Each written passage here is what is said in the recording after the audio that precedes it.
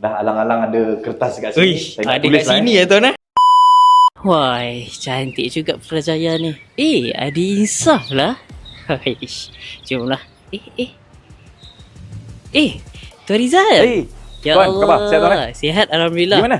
Saya nak ke insaf juga ni tuan. Nak ke insaf? Oi, saya pun nak ke insaf. Jom. Tapi kan tuan, by the way, alang-alang dah jumpa tuan ni kan? Ya, tuan. Boleh tak saya nak tanya satu soalan? Boleh, tak ada hal. Saya ni selalu cakap di depan CFO saya, depan CEO saya. Tapi bila cakap ni, dorang nak cepat je. Bila dia cakap ni, dorang macam tak nak dengar lah tuan. Macam mana lah? Okey, CEO ni nak cepat. Lepas tu, dia mesti nak impact dia kan. Dan nak numbers, betul tak?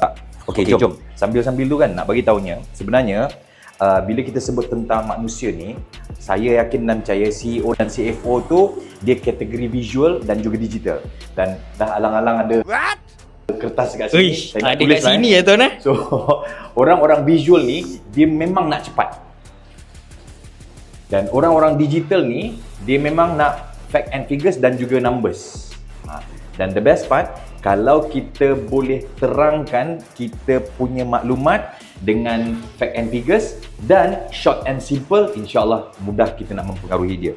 Dan macam mana nak tahu lebih lanjut lagi, so tuan kena hadir ke How to Read People and Influence Them. Jap, anda ada tim, anda cakap banyak kali tapi mereka masih lagi tak faham. Jom join How to Read People and Influence Them pada 3 Januari ini 2026. Kita mulakan tahun 2026 ini kita dengan gaya komunikasi baru dan visi yang baru. Jom daftar sekarang. Dan tuan kena cepat sebab seat sangat-sangat terhad. So, jom kita tuan. Okey. Kalau macam tu kita jumpa Sabtu ni dah tuan. Jom. Alright. Jom kita.